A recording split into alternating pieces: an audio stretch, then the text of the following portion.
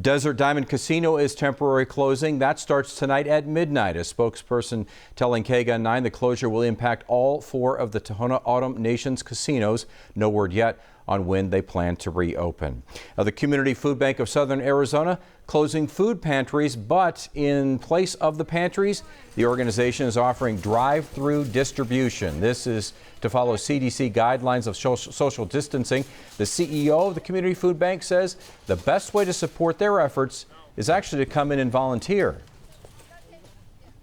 We double our staff every day during normal times, and right now a lot of our regular volunteers are elders. They're retired. They need to stay home and stay healthy. We need young people. Young people, it's time. If you're 16 years of age and older, you're at the U of A, you're at Pima College, you're out of school, please volunteer at communityfoodbank.org. And if you can't donate your time but still want to help, McDonald's says donations made online allow the food bank to purchase food and pay their staff. The ripple effect of the COVID-19 pandemic is hurting many nonprofits. 9 on Your Side's Veronica Acosta has details on why they're now calling on the community for help. Those empty shelves and aisles at the grocery store, they didn't just leave the common person going from store to store. They also left nonprofit staff scrambling. This is a Facebook post from Emerge, a nonprofit here in Tucson that helps victims of domestic violence. In the post, staff say they're having a hard time accessing crucial items needed to keep those in their emergency shelters safe from the outbreak. Emerge isn't the only nonprofit asking for help in Tucson. Our Family Services, a nonprofit that helps families and the youth facing homelessness, also putting a big call out on social media asking for an array of items. Things like hand sanitizer, hand soap, rubbing alcohol, aloe vera, and sanitizing wipes.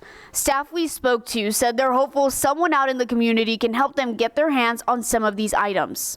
In many ways, we need the same items that a family household would need, but in a much larger scale. So we're having the same difficulties that everyone else is having.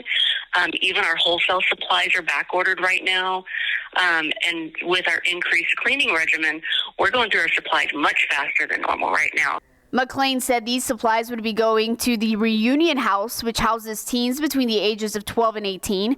And because teens are living there, staff are also asking for DVDs and popcorn to keep the teens entertained. If you have any extra items that you're willing to donate, we have more information on our website at kgun9.com as to where you can drop those off. In the newsroom, Veronica Acosta, KGUN 9 on your side.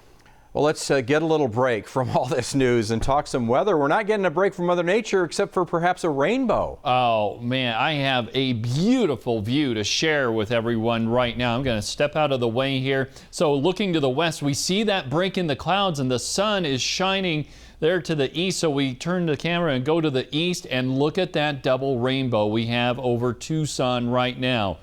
See, there's a rainbow at the end of this. Somewhere there is, and there's the proof right there. And that is a gorgeous sight. And we can thank the rain for that rainbow because the rain is moving across eastern Pima County right now. And we have had some moderate to even isolated heavy pockets of rain showers moving off to the northeast at about 10 to 15 miles an hour. And we're getting into a dry slot right now, but there's still more rain in the forecast and some snow too.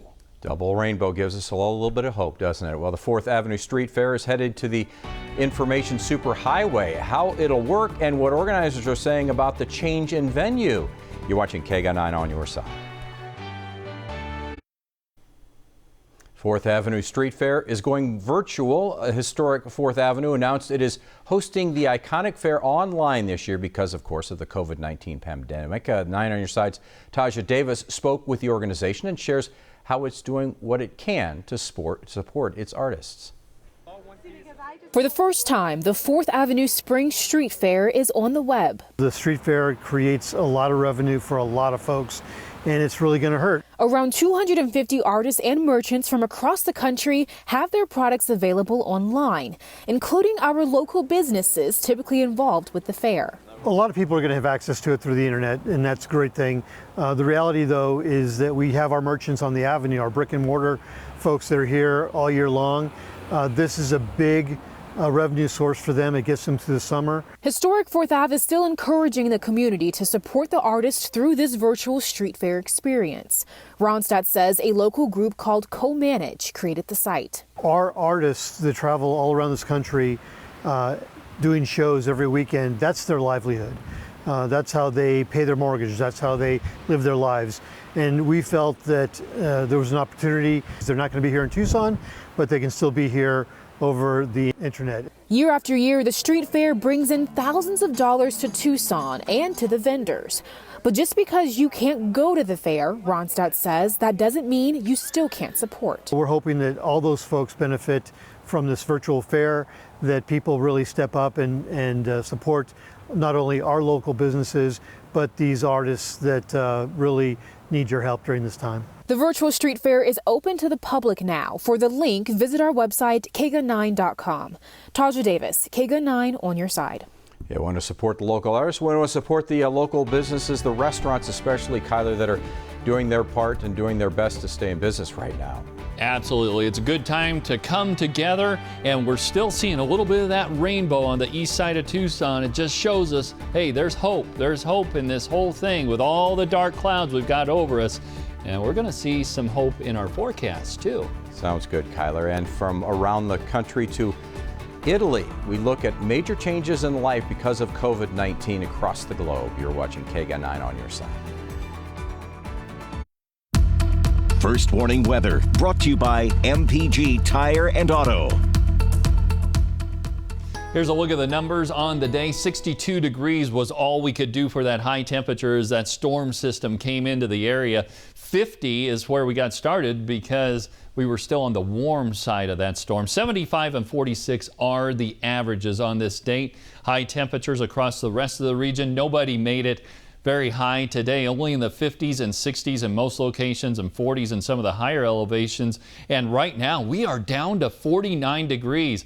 Yeah, this is going to pull some cold air in here along with the wind, the rain, and the snow. So just be prepared for that too. It's down to 36 in Show Low, 42 in Wilcox, and we're still at 51 degrees in Safford. Here's a look at the radar showing that moderate to sometimes isolated heavy rainfall across southeastern Arizona. But notice we've got kind of a dry slot moving in here, but don't get fooled. We still have plenty of moisture available, and through the night we will continue to see these bands of showers moving from west to east across the area. And then individually, they're kind of taking this northeast trajectory, and that's what they're doing right now over the Tucson metro area.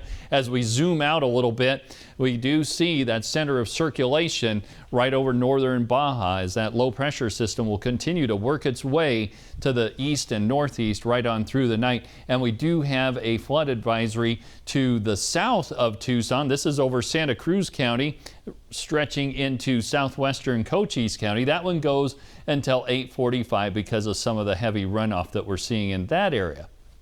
So right now, there's the clearing skies to the west, but again, there's still some more moisture available. So through the night, we'll see some showers. 49 degrees right now at the airport with a dew point of 46 degrees. So making it really humid, 90% humidity and not much wind to speak of in the last hour. And there's those showers that we've got in the forecast overnight, and it will continue to stay breezy too. So bundle up if you're headed out and about. Snow falling in Show Low, Flagstaff, and the Grand Canyon right now. Still seeing some rain in Havasu, and it's chilly into the deserts of California as that cold air dives in behind this system. And there's the low pressure system. We'll put it on there for you as it starts to move across to the east. And so we still have winter weather advisories in effect until early tomorrow morning, 5 a.m., and that's for elevations above 5,500 feet. Winter storm warnings in effect for the White Mountains and stretching into the rim country. This storm system clears the area pretty quickly. By tomorrow night, this thing will be a memory, but it will leave behind some chilly temperatures. Overnight tonight, upper 30s and lower 40s for Cochise County, mid to upper 40s for the rest of us. And then tomorrow, a cool day with highs only reaching into the lower 60s and then upper 60s by Friday.